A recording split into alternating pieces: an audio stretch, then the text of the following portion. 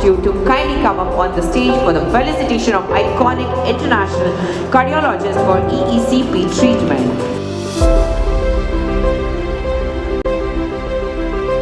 It is a new frontier in cardiology today.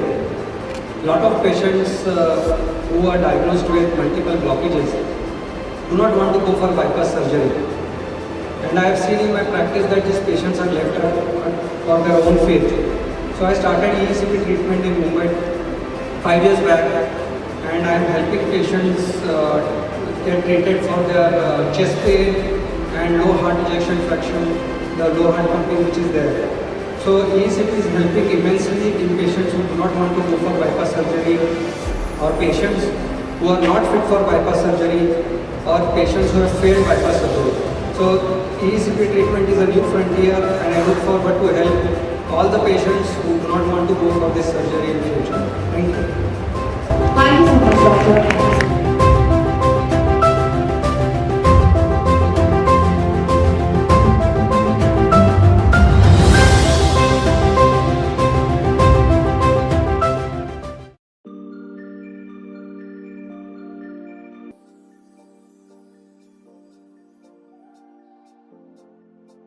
Welcome, my viewers and listeners. Today I have a very special guest, Dr. Abhijit. He is an interventional cardiologist, and recently he received the Midday Award from Midday for being iconic cardiologist in whole of Mumbai, and he is also very popular in Thane. And you know, this very special thing about this cardiologist is he has a goshala. He takes care of many cows, and he serves cows on a daily basis. He does some organic agriculture also. So let's welcome him. Welcome, Abhijit Prabhu. Hare Krishna. Yes, Mataji, tell me. Yeah. So, are you ready? Yes, I am ready. Okay, cool. So, when were you introduced to Bhagavad Gita? Is it like during your education, or how is it? Can you please share? Yeah, see, I was introduced to Bhagavad Gita during my college days. So, in my college, there used to be a program from ISKCON which used to come. The devotees used to come. They used to serve prasadam every Friday. The program used to be there, and I was staying at the hostel at that time. And there used to be a weekly lecture on Bhagavad Gita. And the preacher used to come from the temple, that was Radha Gopinath Mandir, ISKCON Chowpatty, and they used to bring khichdi, and that's how I got hooked to the khichdi, and I got hooked to Bhagavad Gita. So earlier it was prasadam, and then it was Bhagavad Gita. So first came the prasadam.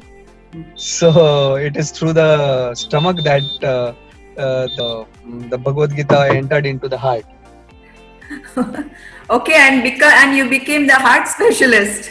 And I became the heart specialist. Yes. How wonderful is that? So, okay, Prabhuji, can you say something about your education? How did you choose this cardiology as your profession? See, when I was doing my MBBS, I was fascinated by the amount of pressure and the glamour which cardiology had, because it was always the cardiology used to save lives much more than any other branch. If you look at medicine, if there is one branch which really saves life, is cardiology, because if the patient is experiencing a heart attack, the patient is bound to die with the heart attack. So it's only in cardiology that really the lives are saved. And it's so I was really fascinated with the concept of this, and serving the people in general, and the cardiology glamour of cardiology really pulled. And the interest slowly through my MBBS, I was attracted towards the ECG and the way things are treated in cardiology. So that's how I got hooked to cardiology, and that's how I became a cardiologist. It was my dream to become a cardiologist, so Krishna empowered me that I could become a cardiologist. Okay. So, Prabhuji, you see, how do you connect your profession to Gita? See, in my daily profession, when I am doing angioplasty, I always remind myself that I am not the doer, and I am just the instrument in the hands of the higher powers, that is Krishna. So this is a regular reminder. This is a reminder that I get when I am doing interventions, because I see that when I do interventions, all the patients, they not get same result. Even if I am doing the same procedure on same say 2 patients, the results that I get the 2 patients are totally different. So if if I am the doer, then I should be able to deliver the same result to all the patients, but it is not possible. So that is how I understand that I am not the doer here. I am just the instrument of Krishna's will or God's will, where I am able to serve the patient. So that's how I, in my daily profession, I remind myself that I am not the doer and Krishna is the doer, and I pray to him that let this patient heal, or let this patient get the best results out of me. So that's how I connect Gita every day to my patient. Regular basis, I do my chanting, which is Hare Krishna Mahamantra. I chant 16 rounds every day. Then I follow 4 regulative principles given in Bhagavad Gita.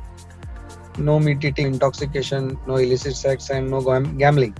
So this is my lifestyle, and I don't take tea or coffee. I don't eat non-vegetarian food, and I follow all the try to follow actually all the principles which are given in Bhagavad Gita on daily basis. That's how I try to implement it, because I understand from Bhagavad Gita that it's the karma that goes with you and not the money or the possessions in this material world that goes with you.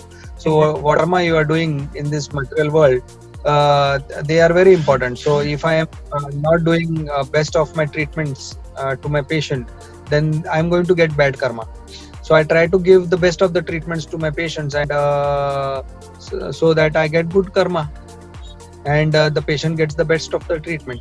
So this is in my profession. I follow Bhagavad Gita. Prabhuji, you know, people, we always identify ourselves with the body, right? You know, we think we are the Yes. body. This is the misconception, you know, very rampant all over the world, everywhere, wherever you go. It's very rare that you find somebody, you know, actually realizing that, okay, I am the soul, you know, I'm not this body. And Bhagavad Gita clearly says that, you know, the soul is present in the heart, right? And Correct. do you, like, while doing all the heart surgeries, have you ever experienced that, you know, presence of soul? Because see, in the current science, they are okay realizing that there is some energy helping, but then most of them, they don't realize that this presence of soul in the heart, you know. So what do you have to say about that, being a, you know, See, cardiologist? definitely I see deaths every day. So I see, I being a cardiologist, I have to experience death every day, because there will be patients who even after best of my treatments will not survive, because they come into bad shapes when they come to me. So when I see the dead body, I realize that this patient was alive now, and now is dead. So, but the body remains there. The body is not going anywhere. So since now the difference between the person who has been alive and the person who has been dead, what is the difference? The difference is that the soul has left the body. So that's how I come to realize every day, that when I see a dead person or the patient dying, that means the soul is now leaving this body, and that's how I come to realize that we are not this body and we are the soul on a regular basis when the patient dies. So that's how I realize the soul on a regular basis in my profession. Okay, and can you say, I don't know, have you ever come across this near-death experience, Prabhu? Because your heart surgery is the most, like, what do you say, subtle, you know? See, some of my patients, they have experienced near-death situations where they were almost brought dead, and then we did heart surgeries on them and angioplasty on them, and they have come alive. But so when we try to dig into their experience of their near-death, they tend to see light. They tend to see some higher powers. But this is how their experiences are. So out of body experience is very clearly, in my own practice, I have not seen any patient having very clear vision of the operation theatre or anything. But definitely there have been incidences which have been reported earlier also, where patients have been seeing themselves being operated in that room, and they could describe what the surgeon was talking to the nurse. So so this is what it is actually. So Prabhuji, you're not so clear. Near-death experience have been described in our medical faculty very clearly, but in my experience they have some kind of vague symptoms, but not really very clear vision of what is happening. Yeah, so near-death experiences, as I described, in my patients, they have seen light, or they have seen some higher powers, but no clear vision there. In my experience, it has not happened, but it has been described in our medical journals, where people really have seen what is happening in the operation theatre and what was the talk which was going on. So definitely the out of body experiences have been described in literature. Okay, Prabhuji, you see, you're like grown up so much in this medical field. You have emerged successful, and I would like to know, did you ever ask for proof, from Gita, for whatever you do? Because people are always looking for proof, Did you ever think like that, or did you accept Gita as it is with faith? How is that? So actually, I come into the group of believers because I always believe that we cannot keep on questioning each and everything. So there is something called as Shabda Praman. So when our guru or the spiritual master or our teachers, spiritual teachers, they tell us that this is what it is there in scriptures and you need to believe it. So definitely there is because with our mind and intelligence we are not going to understand everything what is going on in this material world. So therefore to follow we need to follow when our scriptures what they are telling us, and always questioning the scriptures is not going to solve the problem. Because with our mind and intelligence, we are not going to understand what is going on in this material world. Second thing is ki whenever we are studying, like suppose I have studied cardiology, and they say that the pacemaker of the heart is in this area. So there is a research which goes around that, and they have found out that there is pacemaker which is there inside the heart, which is there in this designated area. So we cannot keep on questioning the authenticity of the research. You show me the data from where it has come. So if you keep on questioning the authenticity of the data which is given, then you will never learn. So sometimes you need to have that belief in your teachers, in your books, if you want to learn something. And once you learn that art, like I have studied cardiology now, and then now when I treat my patients, then I experience that yes, the pulse which is generated in the heart comes from this designated area. So this is how you from the once you start having belief in something, then you start having the experiences also regarding what is happening. So similarly in Gita, whatever Krishna is saying, whatever the message of Gita is there, if we read it and if we follow it in our lives, then we can understand what is the kind of transformation which is going to happen.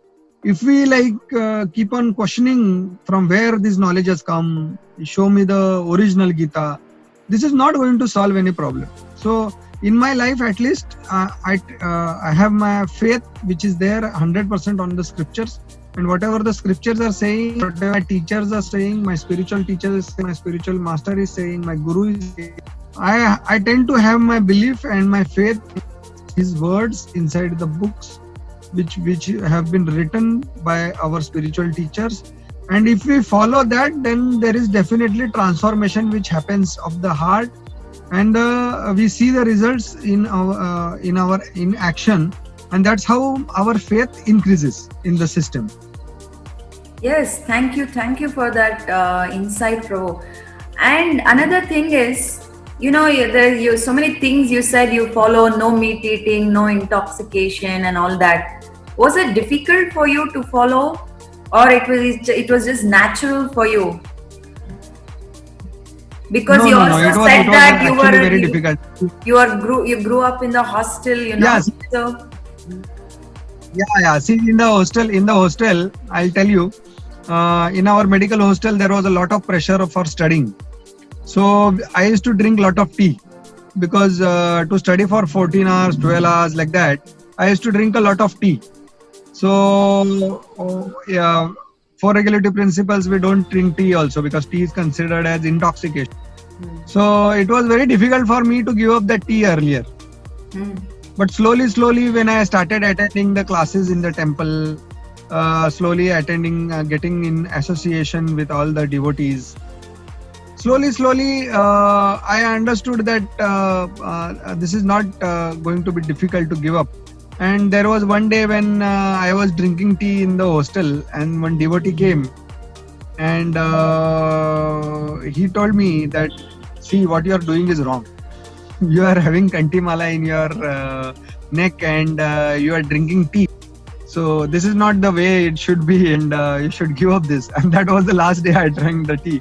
So definitely it was difficult. So giving up tea was difficult for me. I was never taking alcohol or any other intoxication, so that was okay. So definitely, if you look at it, following 4 regulative principles is going to be tough, but that's what it takes to please Krishna. And if you want to please something, there are so many ways that you can please somebody. So in our material world also, we see that for pleasing somebody, we go out of the way. So now if you want to please God or please Krishna, so we need to go out of our way to please him. So this is what he expects in Bhagavad Gita, that we should not do, and that should follow these 4 regulative principles. That at least brings us to our human platform. So from that human platform, you can start your spiritual journey. So that's how I feel that following 4 regulative principles is very important, and everybody should follow it. Yeah, I mean, when you're talking about meat eating, Prabhu, see, in my 11th and 12th, I took up PCMB. I wanted to become a doctor also, But then the first thing in biology they gave was the dissecting the cockroach. Put chloroform on him and dissect the cockroach. And that's it. That was the last interest for me in that medical field. I didn't like to, cut some living entity, like really make him unconscious and cut him. That's it. I gave up that idea of getting into the medical field. So what about you? I mean, how did you enjoy all that? How is it? See, in medical field, we used to we required in our first year, we used to do cadaver dissections. Cadaver is a dead body. So these are donated dead bodies where lavaris, we call it. There nobody comes in the morgues. Nobody comes to claim the body for a long time. So then they donate it to medical colleges for cadaver dissections. So these cadavers are actually the dead bodies where we need to dissect them and see the parts and see the muscles and the nerves and the bones. So this is what in anatomy we have to do. So for me, it was not a major challenge anytime. Seeing blood also was not very difficult for me. So yes, in females in our class also, they used to, in our surgery, when we went to see our first surgeries as students, they used to faint and they used to fall down. So it was there, the fear was there, but somehow in my case it was not there. It was very natural for me that to dissection and everything. In fact, people used to wear gloves and then do the dissection. So for me that time gloves were very costly. So I used to do dissection without gloves. So, so it was okay. So it was okay for me. So it was not very difficult. That means like you're meant to be a doctor, a cardiologist. That's what it is from the previous karmas. Okay. Yes.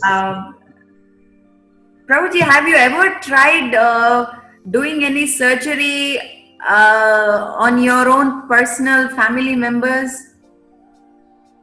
Yeah, my uncle, he had a heart attack. And that's how when I did his angiography and I did his angioplasty. My father also went through angioplasty. So that time I was at Jaslok and my colleague or my senior was there, Dr. A.B. Mehta. So he wanted to do, he was the in charge in my father's case. So he said that you go ahead and do it. So in my father's case, I said, no, I don't want to do it. You go ahead and finish up the case. So in my father's case, I did not do, but my uncle's angioplasty I did. Why you didn't do it? That's why I asked you this question. I mean, yeah. See, the reason was that any complication, if it would have happened, it would have been difficult for me to go through it. That maybe the guilt or whatever you can say, but it would have been difficult. In my uncle's case, I was pretty comfortable. It was not, I was not that much attached to him. So if you are attached to your family members, then definitely you need to be sure that you are not operating on them. Mm-hmm. So any complication that happens, then lifetime you are going to have difficulties. Okay. Prabhuji, now that your family, they're also very favorable, as you're mentioning that your wife is also stopped eating meat and all that stuff. How do you manage like all together, following the principles of Gita, your children and all your parents? Can you say something about that? Yeah, see, I have 3 children. My wife also follows 4 regulative principles. She is doing chanting. And my children also, they do chanting. Not very regularly, but intermittently they do chanting. Regularly we go to temple. On Sundays we have classes which are there at Chowpatty, Mumbai. ISKCON Chowpatty, Mumbai. We tend to visit at least once a month for the lectures. My all 3 children, they go to a school called as Gopal's Garden, and this has been run by a trust which is affiliated to ISKCON. And that's how there are certain principles and these 4 regulative principles which, as I was talking, and the festivals which are followed in our Hindu tradition. They are celebrated there, and in their regular classroom also they have the in the morning they have morning prayers, and they chant Bhagavad Gita verses every day. And that's how there is some amount of spiritual touch which is there with the normal studies which they are having in the CBSE board they are having. So whatever normal classrooms are there, on the top of it they are having a little spiritual touch, and this I have seen that it helps my children control their mind. Especially now my son is there in 10th standard and he's a teenager now. So I see teenagers all over the place, and I compare it to my son. So I tend to see that there is definitely better mind control and better less behavioral abnormalities and better discipline in his life than being into a normal school where there is no spiritual touch. So spiritual touch definitely brings in your life better discipline and more focus in your life, and definitely you become a better person. So it is not that it only spirituality helps you in our spiritual realm, but it definitely helps you in your material life also, because it brings in focus in your life. So that's how regularly, if you follow the principles which are given in Gita, it is going to benefit in your material life also. It is not only spirituality, but it's in the material life also. If you look at Arjuna, he was the best of the archers in the world. Right. And he was following the regulative principle. So it is not that if you are a spiritual person, you will be lying down somewhere and as a beggar. It is not like that. If you are a spiritual person, there are higher chances that you grow because you have better mind control. Amazing. Thank you for that, Prabhu. It's like super amazing answer. Thank you. So Prabhu, you're like so successful, and your wife is also what is she, Prabhu? What is her profession? She's a radiologist. She's a radiologist. She does sonographies, X-rays, CT scans. So we are having a diagnostic center in Mira Road. So she runs the center in Mira Road. Yes. So I would like to have her also on my channel sometime when she is. Yes, definitely. Okay. So Prabhu, when you have some doubt in life, successful people also have some doubts, right? Sometime in their life. So do you take shelter of Gita then, and then?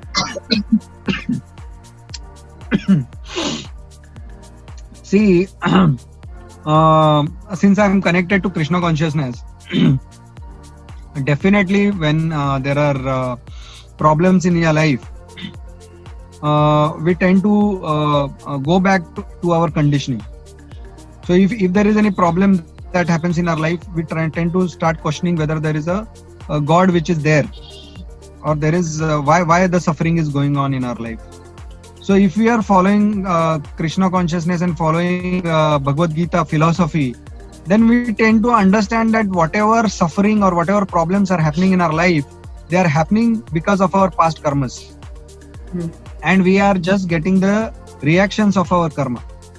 So once you start following Bhagavad Gita, any doubts or any problems that comes in your life, you tend to understand this is karmic reaction from our past life. If we are having some disease, suppose, then this is definitely there has been some bad karma from your past life that's coming back and giving you trouble here.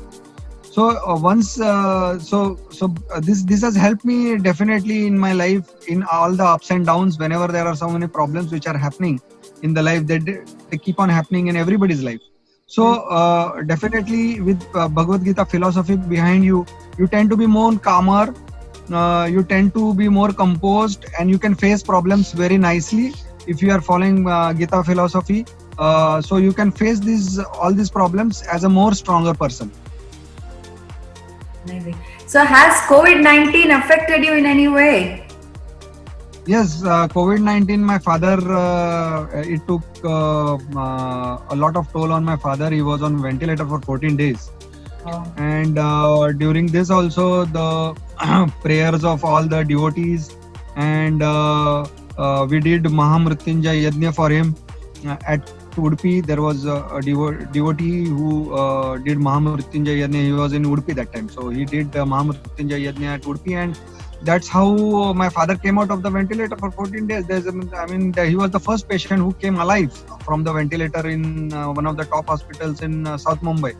So definitely prayers, they do work, and with prayers and spirituality, like we did this Mahamrutyunjaya Yajna. The medicines definitely are going to be there, but with all prayers and a positive pull from this spirituality also helps a person heal. So in this COVID-19, definitely my father, I had this very great experience where my father came alive, where there were doubts from, they had given me 50% chance that he will be alive.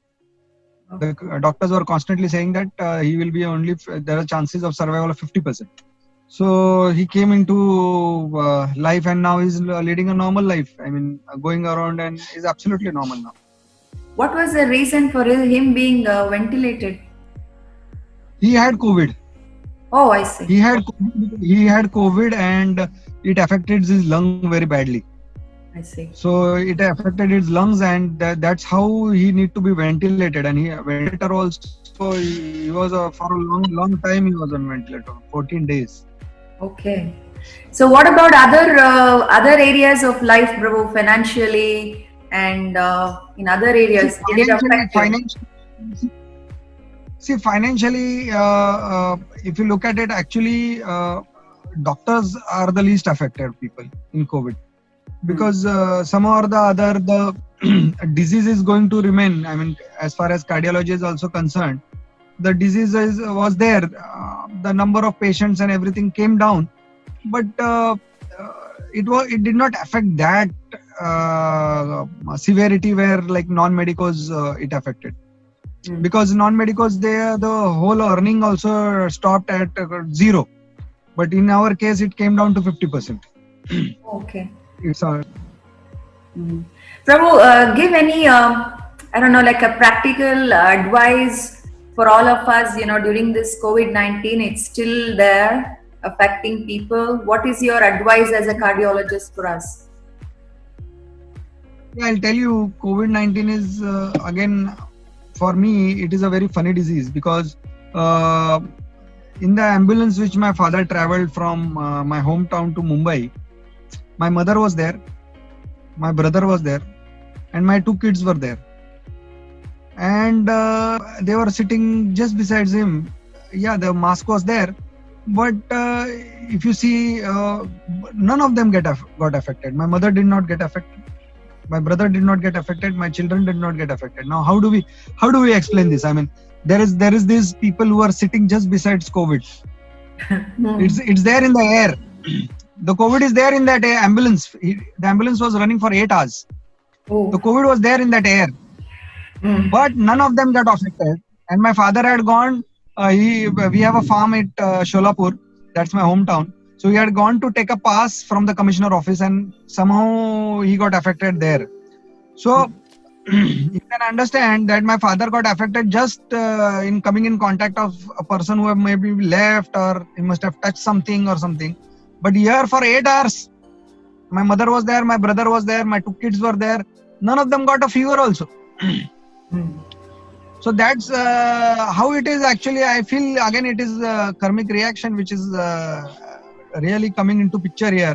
People who are going to get that karma are getting it, and people who are not going to. So being afraid of COVID is not going to solve the problem. Because if you are going to get it, you will get it from somewhere, because you cannot sit at home your whole life. Right? You have to come out of that nest someday or the other. You have to take your precautions. That is okay, like wearing mask and sanitizer and keeping social distancing is definitely important and it's good. But the fear factor of it is not going to solve the problem. Because we don't know from where it will get.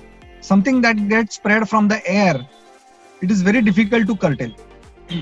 But again, the good news is, as I told you, even my parents, my mother was there sitting beside him. She did not get COVID. So that's a good news that not everybody is getting affected by it. So so we have to be positive about it and go ahead. And another positive about COVID is it does not kill everybody. There is only 3% mortality.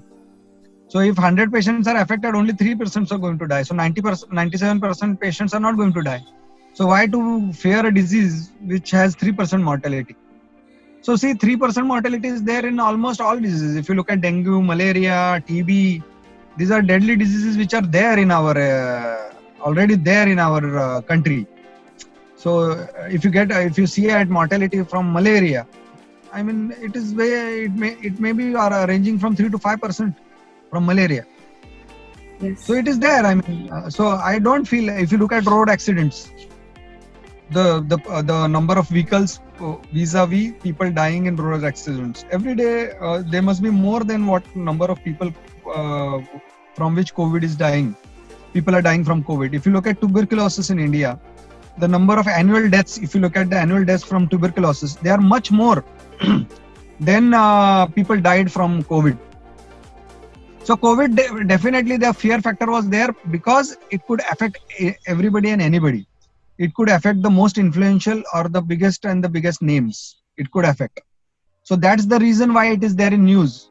Why tuberculosis is not there in news? Because it doesn't affect the affluent. So that's how I see at it. That you should not fear from COVID, but definitely you should take care that in your regular dealings you can follow the safety precautions. Thank you. I have one more question for you. Prabhuji, you see, you deal with the physical heart, right? The diseases related to the physical heart. And there are diseases related to the heart, the subtle one. Do you also treat them? And how Bhagavad Gita is helping that? See, all my patients, I try to tell them about the philosophy, our Bhagavad Gita philosophy. Whoever patients, they tend to be more receptive. In our earlier days, I used to take them to our farm, which is called as the Govardhaniko village. And there I used to take classes for them about Bhagavad Gita also. And there used to be a devotee, brahmacharis, full-time devotees who used to come and they used to take classes. So, and regularly I tend to distribute Bhagavad Gita to my patients.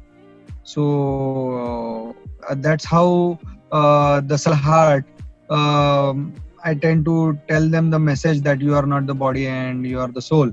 So the last point which I was telling was, when the patient becomes better, I tend to give them the Bhagavad Gita and tell them the message about Bhagavad Gita and how they can implement in their lives and follow 4 regulative principles in their life. So that so all my patients, almost 99% of patients, even if they come from a non-veg eating background, they tend to leave meat. So that's one thing that definitely that they do is, so they leave meat. So 99% of my patients, they don't eat meat. So at least that achievement I have been there. There are certain patients who have started chanting also. But I tend to give them a message of Bhagavad Gita on a regular basis. Does meat eating affect the heart, Prabhu, physically? Yeah, definitely. I have seen this on a regular basis, especially in Mumbai. The meat doesn't get digested. If you look at not the spiritual value, but at the material point of view also, if you eat meat in Mumbai, which is a coastal area, the digestion in coastal area is not good. And if you eat meat, then what happens is the meat does not get digested. And in human beings, the intestinal length is very long.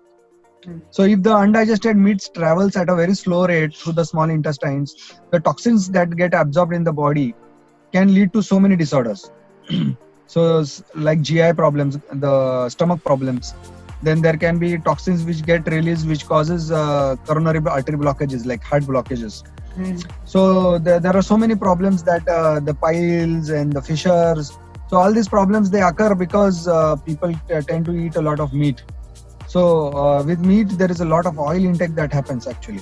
So this oil is not good because there's a lot of calories that goes with the oil. And since people don't realize how much calories they are eating when they are eating non-vegetarian food. So that is the reason why these people start getting heart attacks. If you look at Saurabh Ganguly now, he got a heart attack recently. So he's an athlete. Why he should get a heart attack?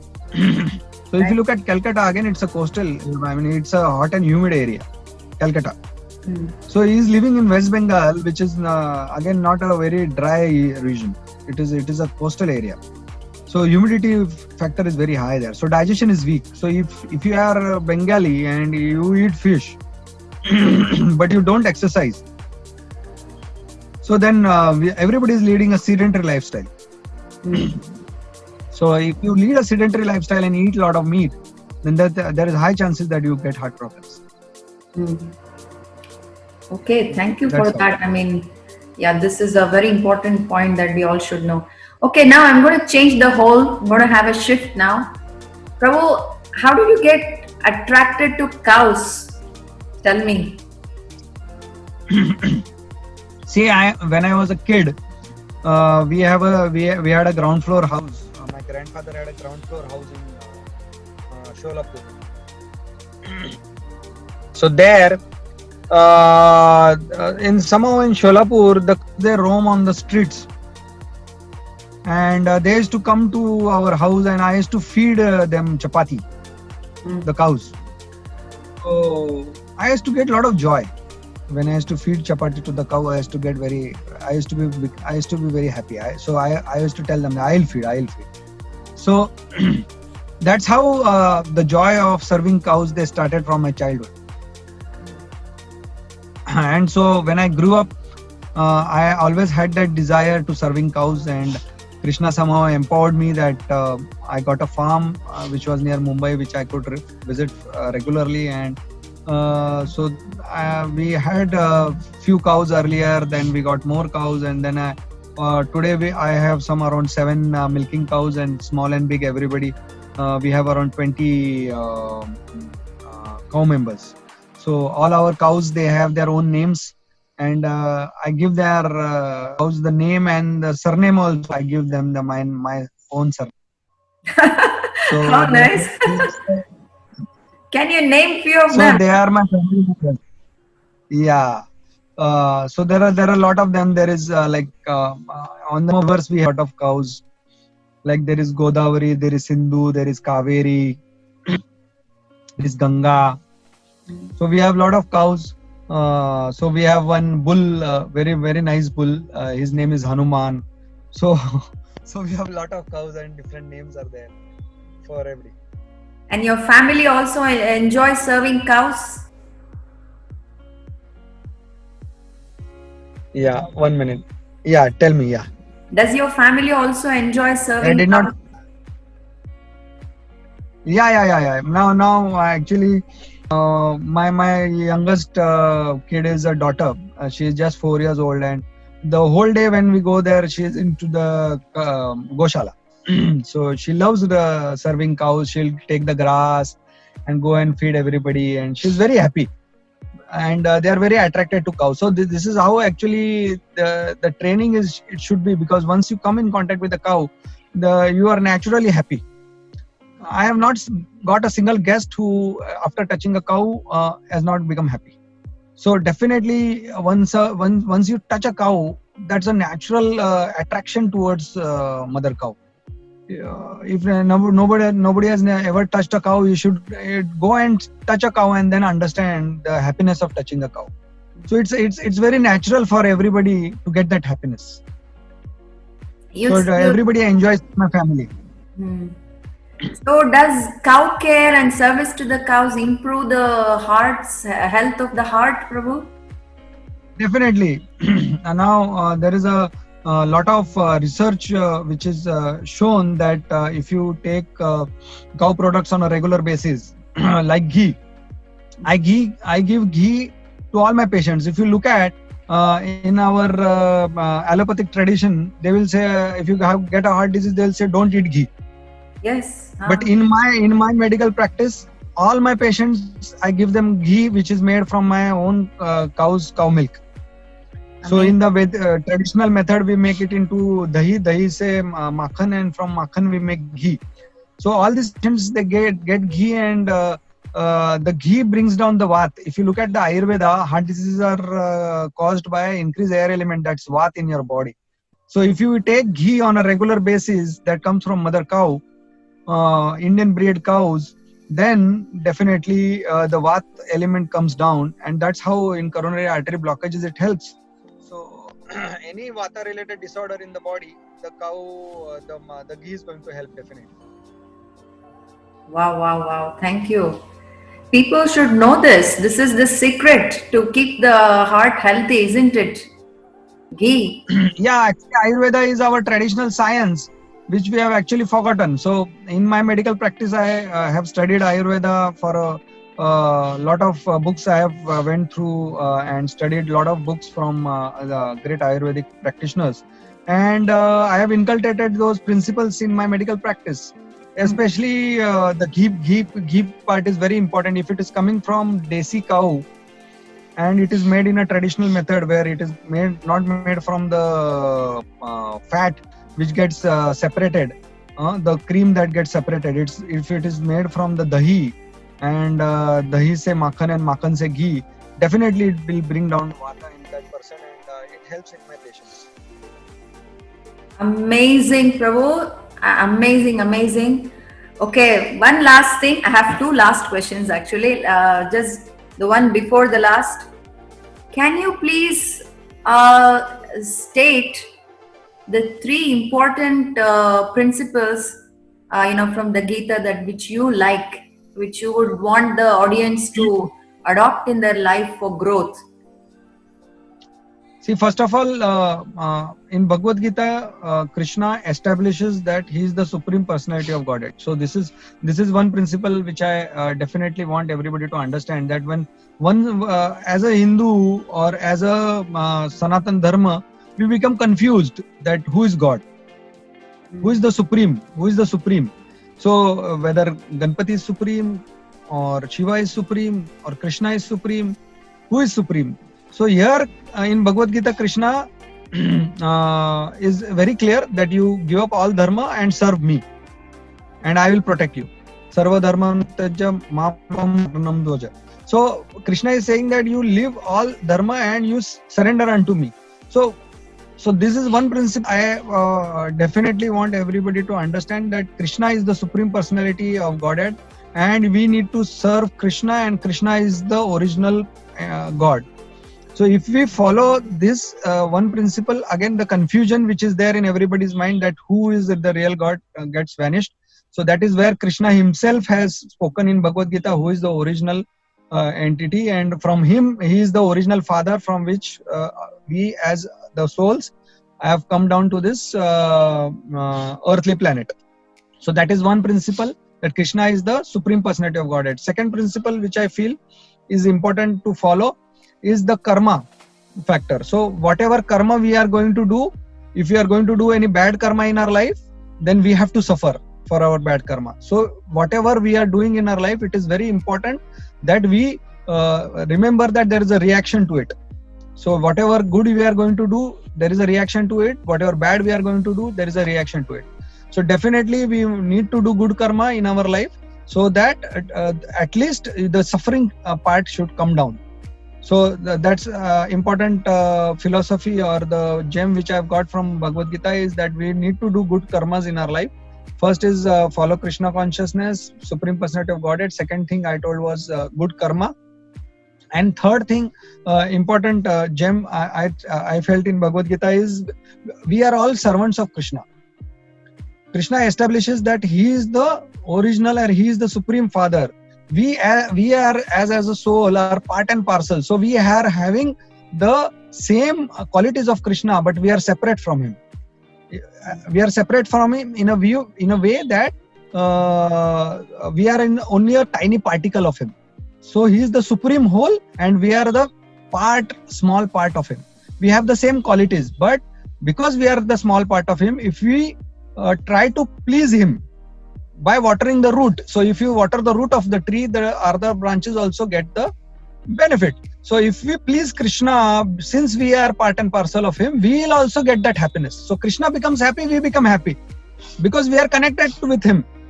So that is one more principle which so because the happiness in this world is so alluring, we try to please ourselves, we will never be happy. So when we try to please Krishna, we become happy, because Krishna becomes pleased. Since we are a part and parcel of Krishna, we will be happy. So this is one more principle. So we talked of three principles. First was Krishna is the supreme personality of Godhead. Second thing is follow good karmas in our life. And third things is, if we become Krishna becomes happy, we will be happy. So if you serve cows, Krishna becomes happy. So that's how we get happiness. So that's how I have followed these 3 principles in my life, and I think that these are very important. Thank you, doctor. I mean, I'm speechless. What else? No words are coming out. Thank you so much. I'm very grateful to you. You know that you saved some time, to be with me today, and I pray that you serve more and more people and save their hearts, both the physical heart and the subtle heart, so that they can grow spiritually, get themselves connected to God, and accept Bhagavad Gita as you're saying. So thank you, doctor. Thank you. Thank you so much. And I would like to have your wife also on board sometime. So I'll speak to her. Yes. yeah. Okay. Okay. Thank you so much. Thank you.